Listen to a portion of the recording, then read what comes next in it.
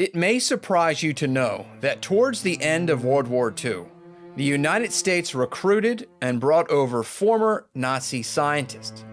Many of them were party members, with some being accused of war crimes. But instead of trying them for those crimes, they were employed by the government and other private companies. So who were these individuals, and why were they not tried for their crimes? We will answer those questions on this episode of Revealing History.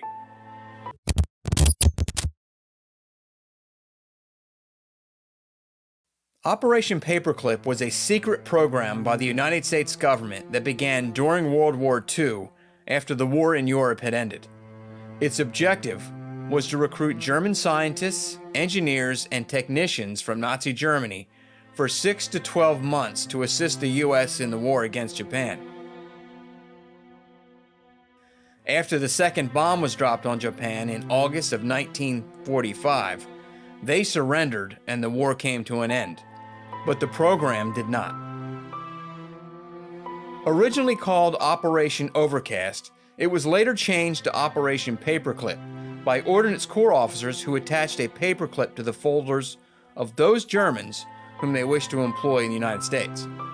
The operation reportedly imported 1,600 men, which were thought to give the U.S. a long-term technological advantage over the Soviet Union. It was believed that the Nazis possessed superior technology in the fields of aircraft, rocket, and missiles. The Germans who were recruited were some of the leading experts in those fields. The program made a significant contribution to American technology, especially in the rocket and aerospace industries. The scientists and engineers brought to the United States through Operation Paperclip were responsible for many technological advancements, including the development of the Saturn V rocket that would take astronauts to the moon. However, the program has been the subject of controversy due to the fact that roughly half of the scientists recruited through Operation Paperclip were members of the Nazi Party. Some had even been involved in war crimes.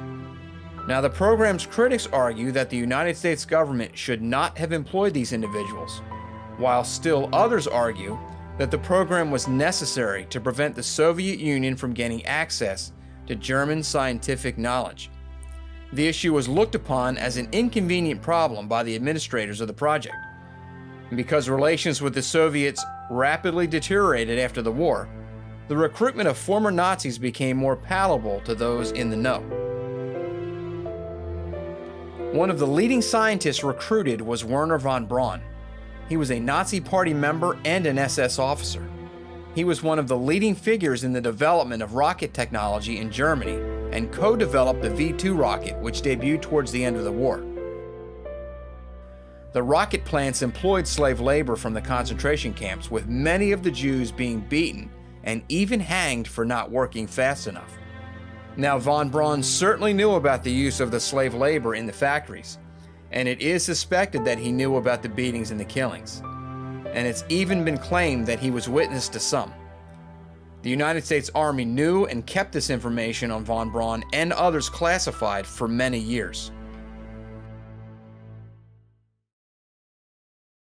Operation Paperclip had been a gamble, a risky endeavor that had tested the moral compass of the United States. But in the end, it had yielded both extraordinary technological advancements and stories of redemption that served as a reminder of the capacity for change and forgiveness within the human spirit. As the years roll on, the legacy of Operation Paperclip will continue to be a topic of reflection and debate. It was a reminder that history is rarely black and white, and that even in the darkest of times, individuals can find a path to redemption and make a positive impact in the world.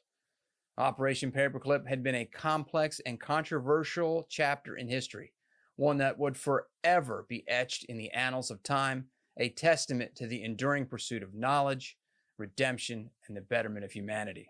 So what do you think? Should we have employed Nazi scientists, or were their crimes just so egregious that they could not be overlooked?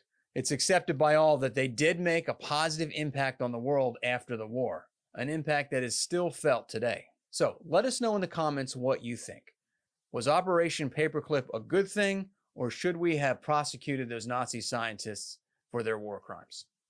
If you enjoyed learning about this little-known piece of history, Check out our story about the art and evolution of military camouflage and uniforms by clicking the screen now. And to support our work here, please consider liking and subscribing. And until next time, I'm Dennis Gill for Revealing History.